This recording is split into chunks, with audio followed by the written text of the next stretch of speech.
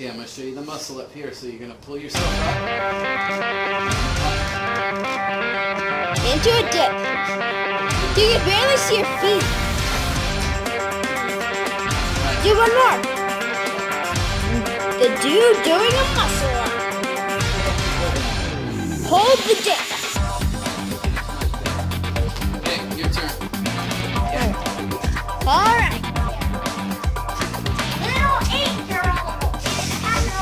Muscle up next to the tri-tip cooking. What's more interesting, the tri-tip or the muscle up?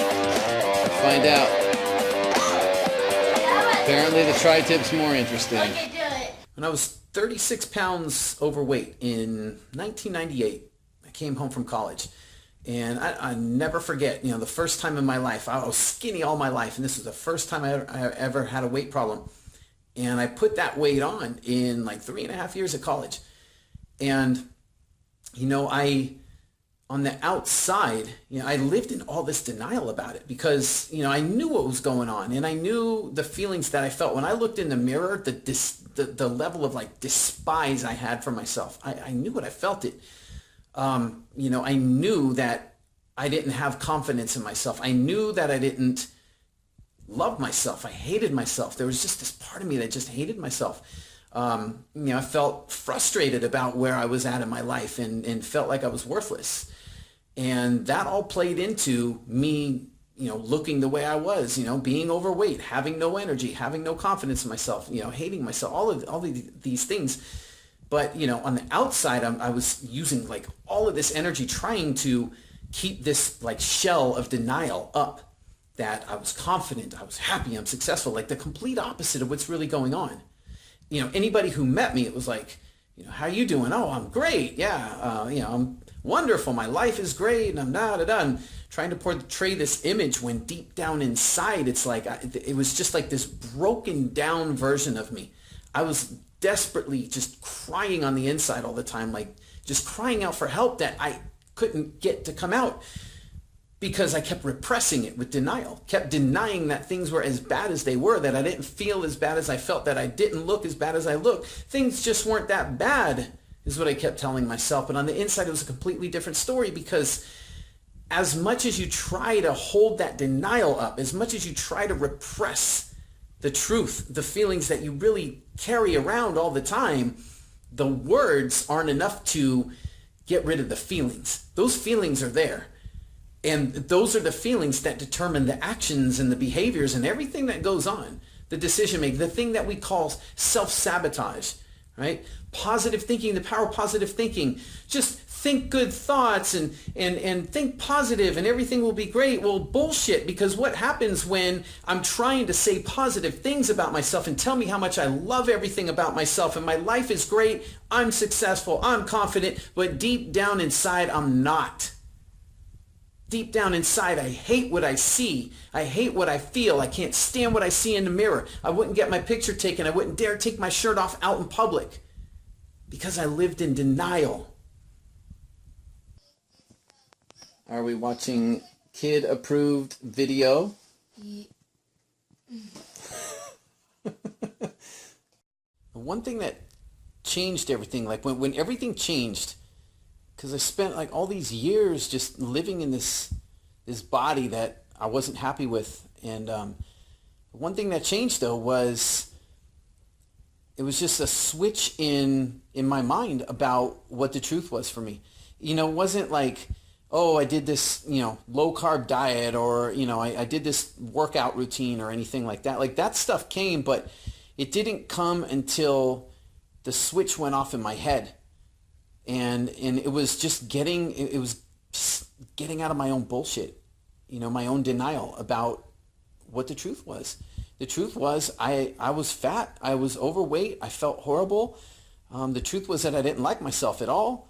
The truth was that I was ashamed of myself. Deep down, I was embarrassed about myself. And, all of these feelings that I had about myself that I was repressing for all these years, and hiding behind them, because when the pain got too much, it was easy to just, drown it out in a bottle of alcohol or, drink a 12-pack and make the problem go away. do a bunch of drugs and make it go all the way. That was the easy part. The problem was that once I came down from the high, they were right back again. I could stuff my face with food, all the food that I wanted, make the pain go away for a while till it came back. And I think I got sick and tired of dealing with that, dealing with the aftermath of dealing with the truth. And I just finally, I couldn't deny it anymore. I had to stop with the denial. I had to face the truth. And once I did, I realized that I didn't want to live this way anymore. I was like, I don't want to live this way anymore. And that's when the changes started to stick. That's when things got a lot better with my nutrition. Things got a lot better with my workout. And it was a process. It wasn't like it happened overnight. There were ups, there were downs, there were slips, and, there was life, right? But that was the change. It was really just getting to the truth. That's the toughest thing sometimes. It's easy to keep denying that things are as bad as they are. But the longer that we deny them, then the longer the pain goes on, the longer the suffering we feel goes on. We think that we're getting rid of it. We think that we're avoiding it, because we don't like to face pain. We like to seek pleasure and avoid pain. But, when the pain's there and you just try to repress it, it will find other ways to show up in your life, other ways, whether it's food, whether it's drugs, whether it's alcohol, whether it's, excess with whatever it is, other habits, shutting the blinds and crawling up with the, covers up over your head in bed, watching TV, distractions, right? Finding ways to pacify ourselves to avoid dealing with the pain. But, in reality, it's always still there. We know it's there, but until you get to the bottom of it, until you get rid of the denial, that's when things will start to change, when you get to the truth of the matter. Sort out the feelings, let those feelings come out, acknowledge that they're there. Acknowledge that they're there so that they don't grow bigger and bigger and become more powerful, destructive forces in your life. So like the first part of creating change, any kind of change, is acknowledging the truth. We gotta get out of the denial that we live in. Get rid of the mask that's like here. It's like this monster in the closet, and we keep thinking that as long as we ignore it, that it'll go away eventually. If we ignore it or close our eyes to the fact that it's there, and close our eyes hard enough, or try and keep that monster in the closet, it's gonna go away eventually, and it never does. And then we wonder why. We can't lose weight. Why can't I stick with my nutrition? Why can't I do the things? I keep sabotaging myself, and I don't know why. Because we're not acknowledging the truth. You can't repress emotions. Emotions have a way of coming up and making us do things we don't want to do. They show up and manifest in very destructive ways for us. Self-sabotage. So it's becoming aware of the truth of the situation. What is it that's making you unhappy? What is it really? A lot of times we're going on autopilot all day long, and then we end up with weird feelings. We feel depressed and we don't know why. We feel sad and we don't know why, or we feel like something's wrong and we can't quite pinpoint it, and we just go about our day feeling that way without ever giving some real good thought to identifying why it's there. Why do I feel this way? Why am I feeling depressed right now? What's going on?